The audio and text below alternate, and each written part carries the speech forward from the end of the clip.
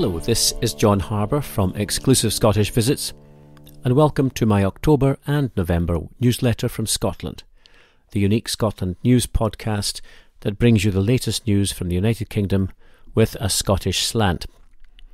It gives you an insight into what makes this tiny country tick.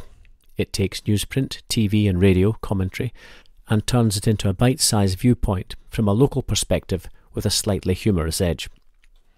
In today's newsletter, we ask the question, what exactly is a COVID circuit breaker?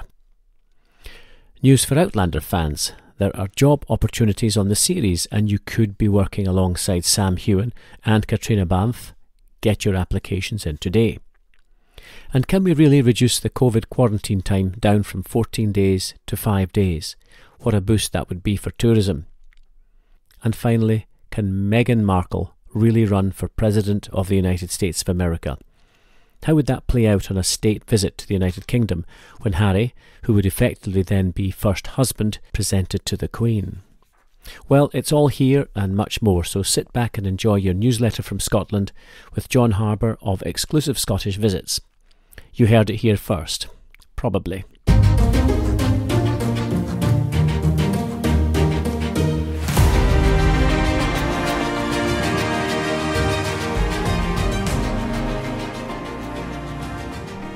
There's a new term being used by the UK government during this COVID crisis, and it is circuit breaker, which is the euphemism for a full lockdown, i.e. stay in your houses unless it's vital that you must leave, don't cross county borders, and do not visit anyone else's house, not even family. In UK, we're in our second circuit break. Well, England is, and the other three nations that make up the United Kingdom, Scotland, Wales and Northern Ireland, have adopted their own systems. You would have thought in the middle of a world crisis that the Prime Minister would have declared a national emergency with a national response, but nope, each country seems to be doing its own thing. The Nationalists government in Scotland, alongside their counterparts in Wales, who want independence, thus breaking up the United Kingdom, have always to be different, showing their avid followers that an independent country could make their own decisions without saying too much about the billions of pounds injected by the UK government into the Scottish or Welsh economies to keep them afloat. But then again, that wouldn't make good reading for the nationalist cause. To show just how confusing it is, having the Prime Minister of the United Kingdom declaring a circuit breaker, and the Scottish Government going its own way. Well, for the Scottish Government, we have Jason Leitch, who takes the stage. He's the Scottish Government, Scottish National Party National Clinical Director. He's a dentist, as it happens, not an epidemiologist, as one might have thought, but we won't hold that against him. He disagrees with the UK stance of a lockdown and stated that, and I'm quoting now, the lockdown was not the answer. And then he goes on to say, it would be a help on the way, potentially, because it would buy time to allow the Scottish Government to be prepared for the winter. OK, Jason, do go on. Well, some modellers suggest you should do it repeatedly, so you'd do it 2 weeks, you'd open for a period, and then 2 weeks again. So he said, but he warned that this would have severe economic, health and education implications. OK, Jason, so how would you conclude?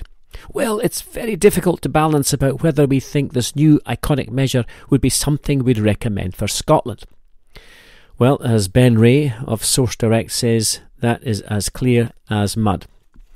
And then he goes on to say that we seem to be moving from one firefighting measure to the next, with little evaluation in between about why the last one didn't quite put out the fire.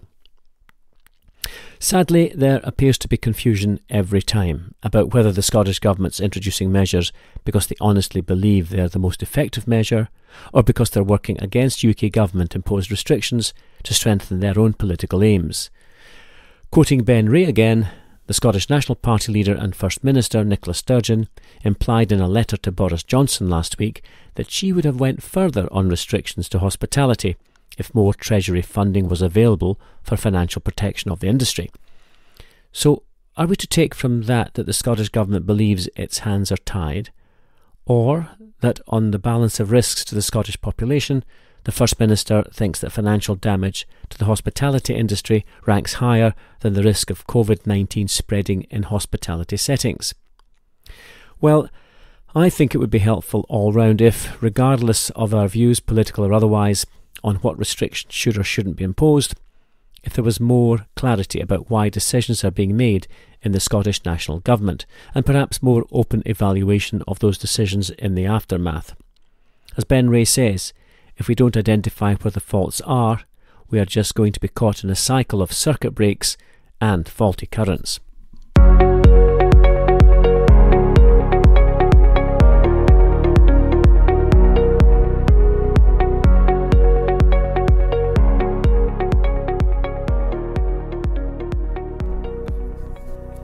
And I now turn to the national newspaper, that's the Scottish National Party mouthpiece, for a balanced view of politics in Scotland, and the headline reads, Online Scottish Independence Rally Announces Star Lineup. Apparently some of the best known names in Scottish politics have signed up for one of the biggest independence events of the year. What they mean is that some of the best known SNP supporting names in Scottish politics have signed up for the online event. Names such as Kate Forbes, Michael Russell, Peter Wishart, Hamza Youssef, who all happen to be members of the Scottish National Party as well as ministers in that party, as well as the playwright and author Alan Bissett, award-winning trad singer Iona Fife and comedian Viv G, along with the National's founding editor Richard Walker, for the online pre-conference rally organised by Aberdeen Independence Movement AIM. AIM events are a fixture of the Indie calendar, but this year is set to blow previous years out of the water, according to co-chair Jack Gillies. And the good news is that up to 100 Sunday National and National readers will be eligible for a discount if they use a code which is printed on the newspaper. Well, the online event is to appease the nationalists that are missing their independence rallies and marches around the streets with their flags flying. So they've decided to organise the nearest thing to a rally with musical comedy and political discussion, virtually of course. In the National it says, COVID's had many challenges for groups like ours, but it also offers huge opportunities to innovate. There won't likely be any big, safe yes rallies anytime soon, and by yes he means yes to independence. So we thought we must innovate and bring an uplifting event just before St Andrew's Day for the movement. The evening will be a great start to Scottish National Party Conference, which is being held about that time, but this event is for everyone in the yes movement, not just SNP members. Well, in commenting on the event published in the National, a Scottish Labour politician was heard to say that it's shameful to see the nationalists focusing on dragging Scotland out of the United Kingdom at a time of national crisis.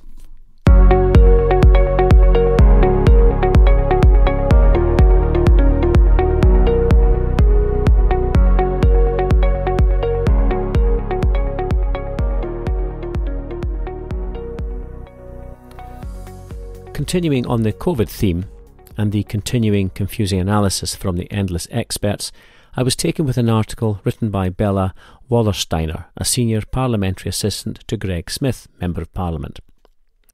She is commenting on the effect that COVID is having on our teenagers, our young adults. And she argues that the social compact is crumbling. For the first time since the 1960s, young people are challenging the fundamental tenets that hold society together. It's sort of the start of a new revolution, as young people come to understand the scale of their betrayal by government and the media.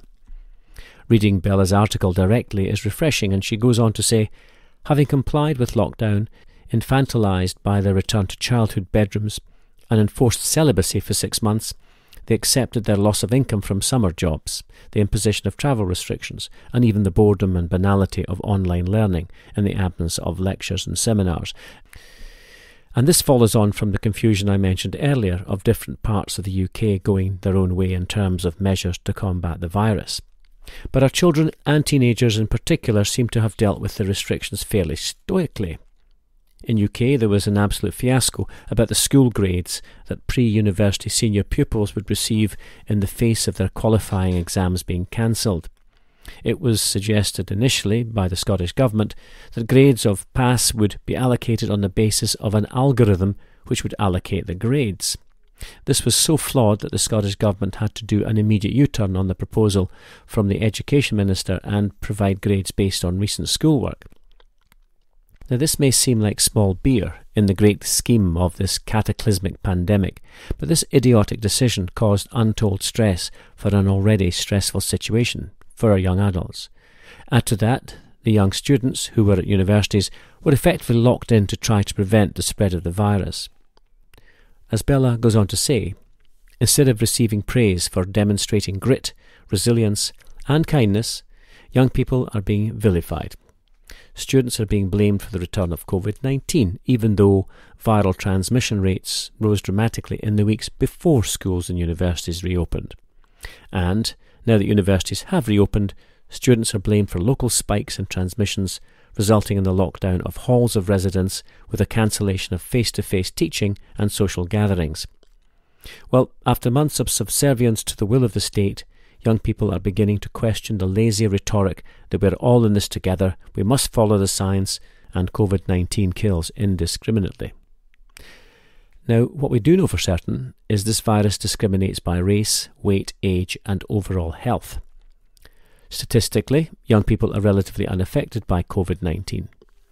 The susceptibility of individuals under the age of 25 to the disease is less than half that of adults aged over 25.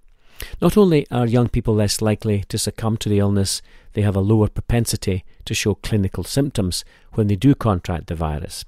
And to be honest, it's not even clear whether spikes in cases among the young inevitably lead to increased deaths among the older demographic. In Bella's opinion, young people should be actively encouraged to get on with their lives, build up some herd immunity and bolster our limping economy.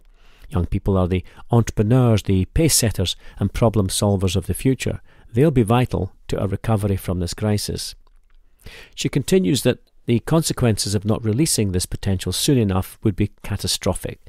The impact of lockdown on mental health, especially among adolescents and young people, has yet to be determined.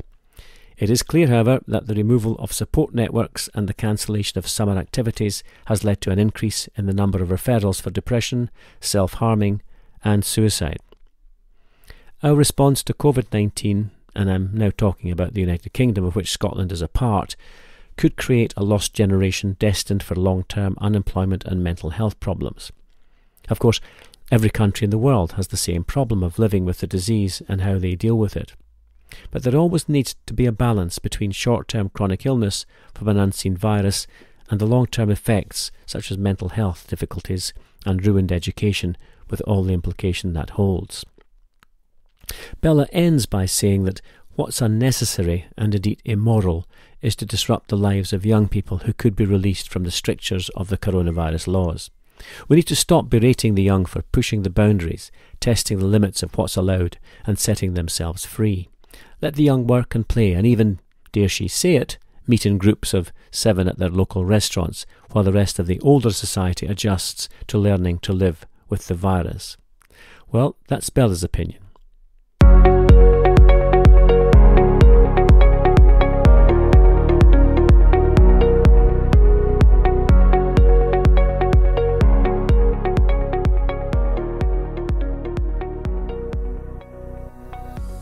Well, I have some breaking news and good news at last for the tourism industry, an industry that interests me in particular as I'm a blue badge tourist guide. There is a report that foreign travel quarantine will be slashed from 14 days to 5 days under a test and release scheme to get Britain flying again. It appears that the UK government ministers approved a plan to change the 14-day isolation rule from next week. Whether or not Scotland adopts this scheme if it comes into force is yet to be established. Well, under the present rules, travellers from abroad in a range of countries have to quarantine for 14 days on arrival, and this sort of kills tourism, especially from the USA to Scotland. With the new rules, travellers will only have to quarantine for 5 days before being tested. If the result is negative, they will be released from isolation immediately.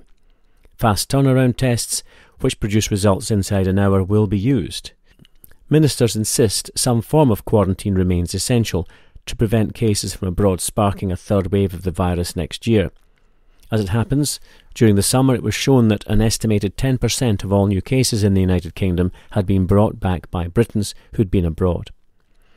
Of course, at the moment, foreign travel is banned except for work or emergency purposes, but that restriction is expected to end when the lockdown in England is eased on December the 2nd. The new system will initially be trialled for passengers on flights returning from a small number of destinations, but officials hope it can be rolled out rapidly to cover the whole world if it proves successful. As to who pays for the test, well, they will have to be paid for privately by passengers to avoid increasing pressure on the National Health Service resources.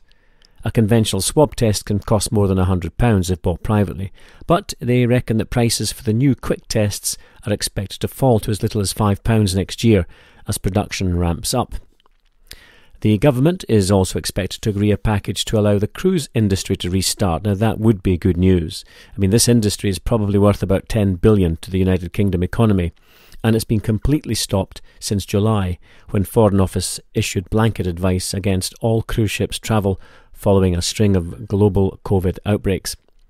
So, some good news on the horizon, and if COVID vaccines start to roll out in January, as reported by the United Kingdom government, then it's just possible that we'll start to see tourism return to some normality by the spring of next year.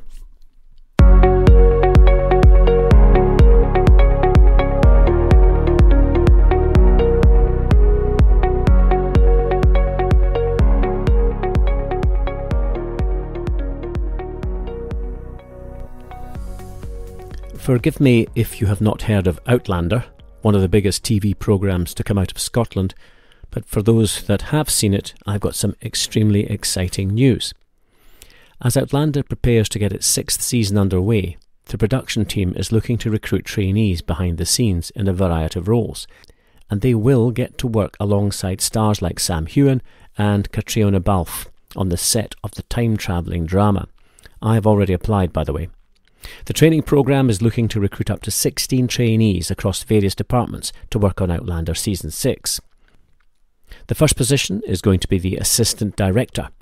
Now, Assistant Director trainees will be involved in assisting with on-set operations, looking after the needs of the cast and crew, getting coffee for Sam and Catriona, for example, and locking off access to the set. And then there's a position called Greens. Now, greens refer to the people on a set with horticultural expertise, and they create landscapes from the ground up. They decorate interiors with plants and flowers and design lawns and gardens to suit the requirement of the script. There's also the position of post-production. Now, post-production trainees will be involved in activities such as logging shuttle drives and iPads in and out, completing paperwork for editors, spot-checking daily uploads, syncing and logging rushes, and setting up the viewing suite for remote screenings. And there'll also be a requirement for video assistants, props, special effects. So, how can you land such a prestigious role? Well, you have got to be qualified in that you should, in general, reside in Scotland and have a basic understanding of the film and TV industry, preferably with relevant work experience. Personally, I qualify on all counts. I live in Scotland, and I watch more than enough TV, in my opinion, to qualify anyway. I could put work experience down to try to get a job as an extra on the last Robert the Bruce film that was filmed in Scotland. Now, I didn't land the extra job, but I did watch it being filmed in the Highlands. Bosh. And to top it all, they actually pay you too. Trainees will be paid around £2,200 per month. There's only one big problem for any would-be Outlander fans who wish to work alongside Sam Heughan and Catriona Balfe: their deadline. Because the deadline for applying for a traineeship for any of the roles closes at 10 a.m. on Monday the 23rd of November. Now, I'm recording this on the 21st of November, and I'll probably finish on the 22nd, but I will get it to you on air as soon as I can, so hopefully it gives you a fighting chance to get your application in.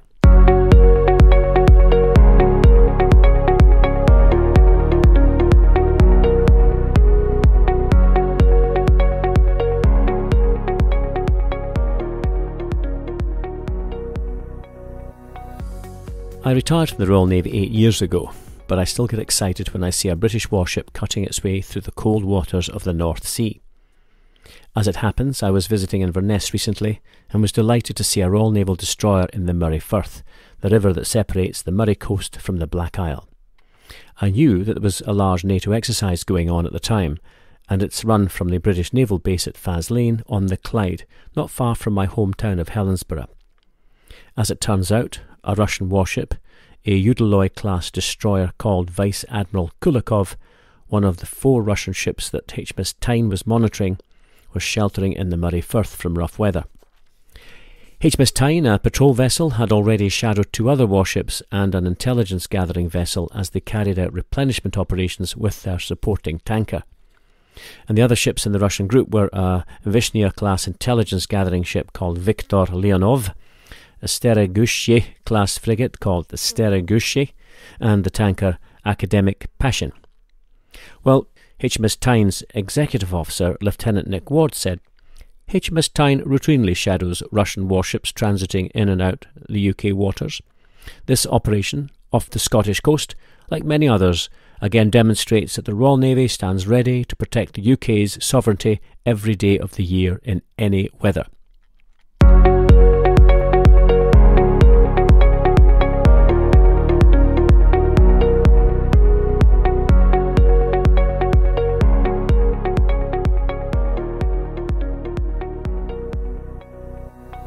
I was struck by a headline recently showing that the National Trust for Scotland had been criticised for selling off the tiny island of Inch in the Slate Isles, just off the coast of Argyll, and not far from where I live.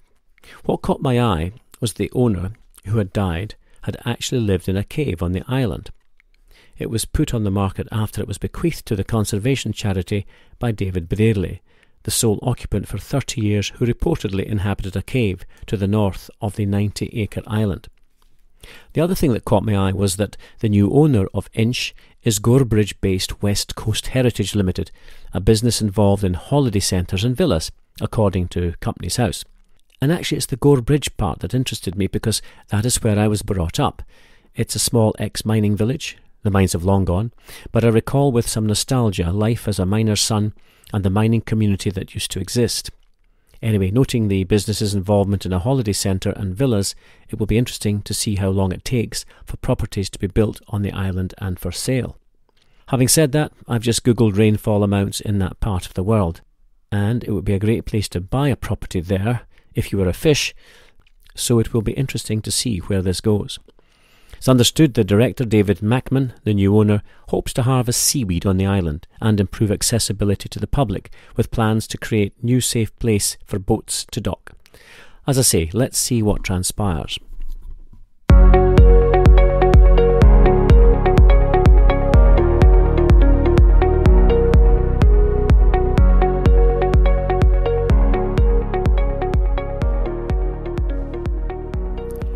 As I scour the newsprint and online news, I spy a story from the town of Eyemouth, where my sister lives, and this is a tale worth telling to make sure we don't forget and, as a retired seafarer, one that I can relate to. It's a very sad tale of 189 men who lost their lives at sea in October 1881. I've actually stood by the Eyemouth Memorial, unveiled in 2016 on the seafront. It's a 5-metre long bronze sculpture called Widows and Bairns, and bairns is a Scottish word for children. And it's a wall with bronze sculpted figures, women and children, looking out to sea, representing those that were on the shore watching the tragedy unfold. That morning, when the fishermen went to their boats, they noticed the barometer was abnormally low, a sure indication of bad weather to come. Apparently, the older men cautioned against putting to sea, but the younger men made the case that the bait was getting stale and families had to be fed. The boats set sail one by one, and within 3 hours all boats would have been on their normal fishing ground just off St Abb's Head. According to local accounts from the Eyemouth Museum, the light wind died away and the sky darkened, and from nowhere the wind got up and the sea turned to white froth. The boats' heads were brought round into the wind and sails reefed. Decisions were made whether to run for Eyemouth or weather the storm. Ashore, crowds of people gathered on the seafront and on the Bray heads. The school was closed and the children joined the others, straining to see through the driving spray and lashing rain. Women and young ones watched helplessly as their menfolk, who had almost made it home in their wooden boats, hit the Hurka rocks at the mouth of the harbour and disappeared into the sea only yards away. Wreckage of a number of known boats appeared on the shore. On the Sunday at 7 a.m, 7 fishermen arrived back in the harbour on the Ariel Gazelle, which was spared from the gates of death after deciding not to head for shore but battle the storm for 20 hours. Stories of miraculous escape, such as the man knocked out of his boat by a wave, only to be returned to his vessel by the next swell, brought hope. But for those yet to hear from their loved ones, that hope turned to a painful acceptance of the worst. A total of 189 were killed in the storm. Eyemouth had 129 of its best and hardy men snatched away. Bournemouth, Cove and Coldingham also counted losses, with 93 women widowed by the disaster and 267 children left without their fathers. Some blamed the tithes dispute between the fishermen and the Church of Scotland for the disaster, with the Kirk demanding that the skippers pay tithes or 1/10 of their income to the local minister. Some believe the cash-strapped Eyemouth fleet felt the need to take risks and sailed into disaster on October 14th, 1881. It's said that Eyemouth took 80 years to recover from the disaster, and that sad statue at the seafront commemorates those who lost their lives.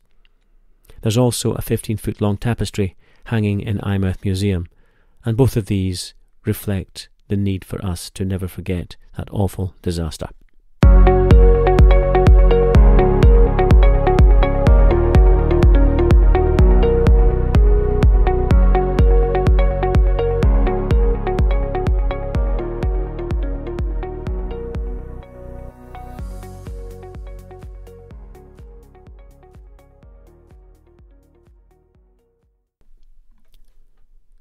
Well, from one historical event to possibly history in the making, and it's royal news that I'd like to talk about next, and it's the reports that I'm seeing about the possibility of Meghan Markle becoming the next President of the United States.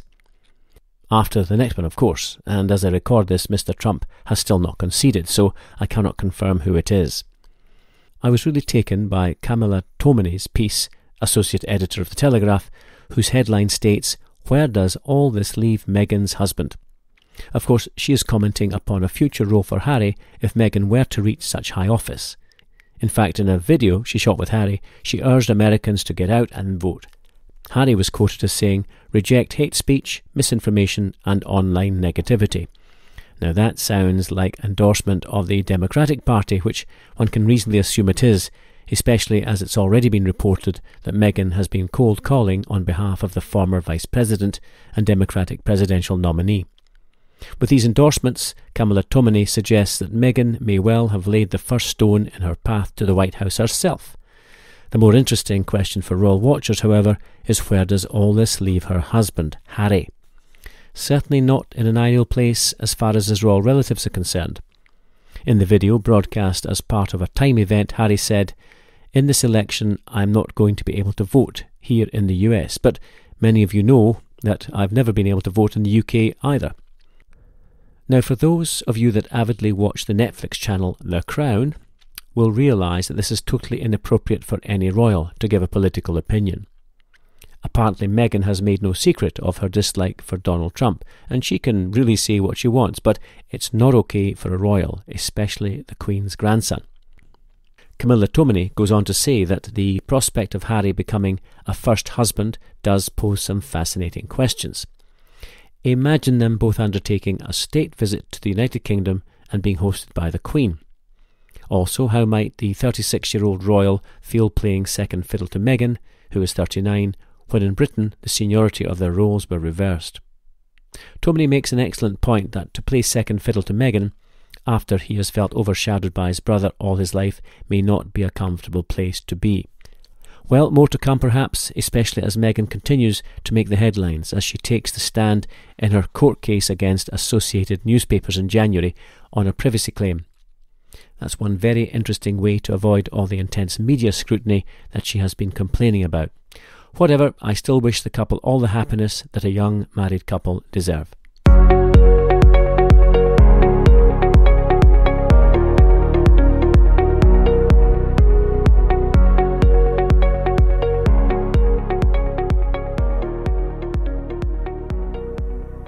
And talking of happiness, I was in Inverness recently, and if you've ever listened to my previous podcasts, you'll recall that Inverness was the best place to live in the UK for happiness and satisfaction.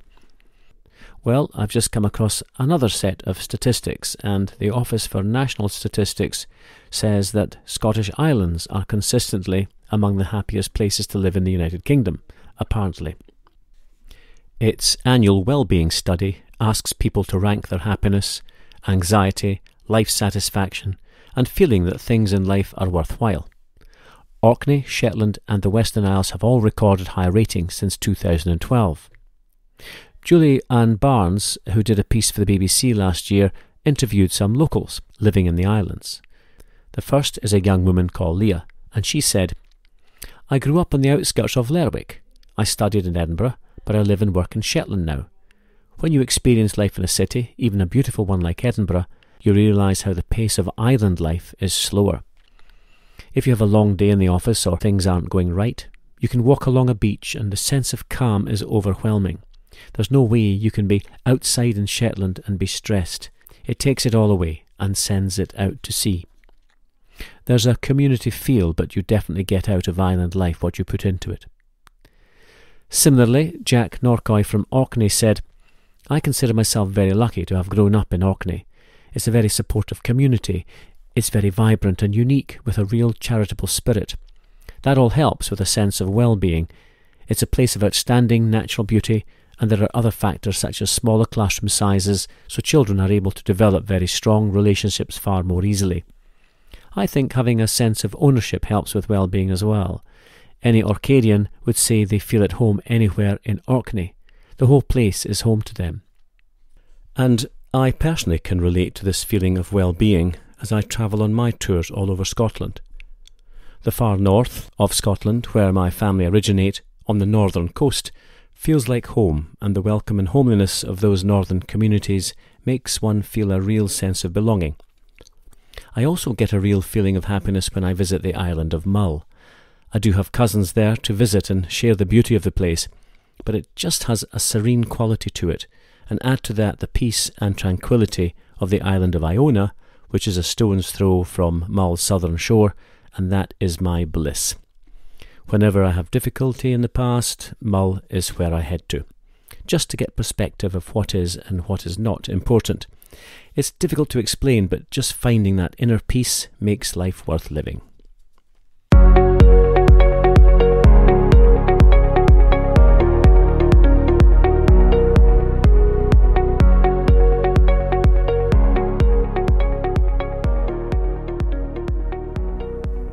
Well, I'm going to lighten the mood now with a lovely piece from Nick Squires of The Telegraph. It made me giggle, and please don't misconstrue my sense of humour as being disrespectful to the pontiff.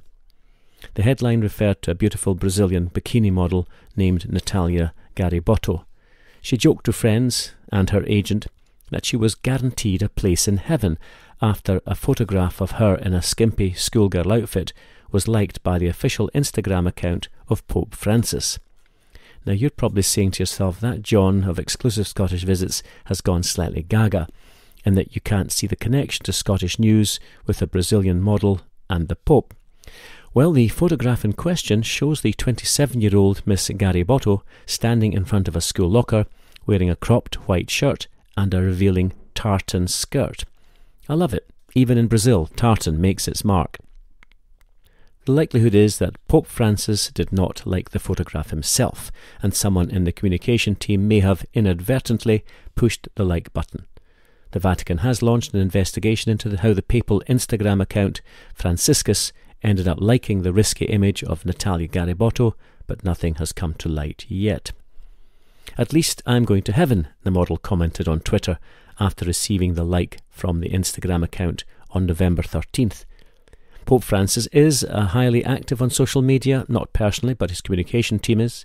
He now has 7.4 million followers, but he does not personally follow any other Instagram profile. But the endorsement, whether inadvertent or not, has done no harm to Miss Garibotto, who now has 2.4 million followers. Her management firm made the most of the mix-up, claiming it had received the Pope's official blessing. All I can say of Miss Garibotto is, bless her.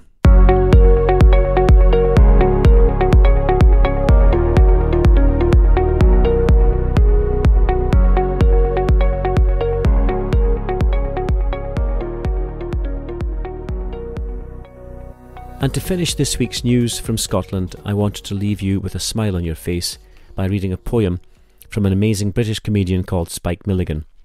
He was actually a British-Irish actor, comedian, writer, poet and playwright, and he was also the author of a 7-volume tome called Adolf Hitler, my part in his downfall. Anyway, I found a poem that made me smile, and during this miserable pandemic, I hope it makes you smile too. And it's called Smiling, by Spike Milligan. Smiling is infectious. You catch it like the flu. When someone smiled at me today, I started smiling too. I passed around the corner, and someone saw my grin. When he smiled, I realised I'd passed it on to him. I thought about that smile, then I realised its worth. A single smile just like mine could travel around the earth. So if you feel a smile begin, don't leave it undetected. Let's start an epidemic quick and get the world infected. Well, it's been great having you with me, and thank you for the comments and suggestions for future podcasts. I'd like to quote a guest of mine, Mary Ann, who, like the rest of us, is not able to travel around Scotland as much as she'd like. She's been looking at my photographs and videos and follows my podcasts. And she wrote that, on a blustery day, rainy day such as this, vicarious wanderings are a great way to explore the world around us. And when I do get out, I look forward to the experience of expanding my horizons and discovering new acquaintances. She then quoted Mark Twain, which sums up why we should travel and experience new adventures. And the quote from Mark Twain goes as follows: "Travel is fatal to prejudice, bigotry and narrow-mindedness, and many of our people need it sorely on these accounts." So, if you can't travel far at the moment, get out for a walk in your park, or go for a drive with a flask of coffee and sandwiches to a beauty spot to give you a sense of space and an appreciation of the beauty that surrounds us all. If you can't physically get out of the house, then have a look at some of my photos and videos of Scotland, which I'm sure will cheer you up. Well, that's it for this month's newsletter. If you've enjoyed it, then share the love and let your friends and contacts know about it. You will find all my podcasts on exclusivescottishvisits.co.uk, or find them on the normal channels such as Spotify, Google, TuneIn, Apple, etc., under the name Unique Scotland. Can I say thank you for all your comments, and a shout out to the Highlanders Tracy and Michael Irvin in Mexico. And as good news about COVID vaccine is looking likely, in fact in the United Kingdom we have just been informed that it's likely that vaccinations will start in January.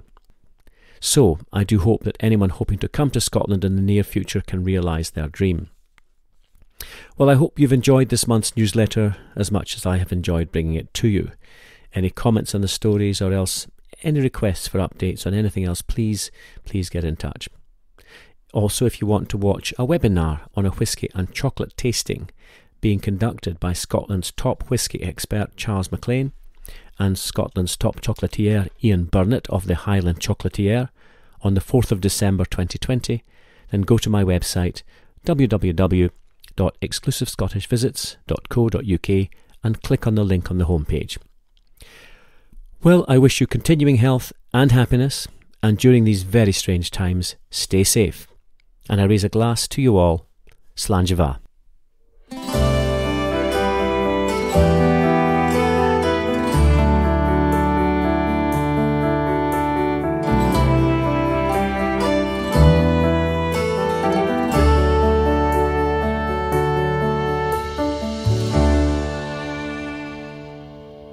You've been listening to the Unique Scotland podcast with exclusivescottishvisits.co.uk.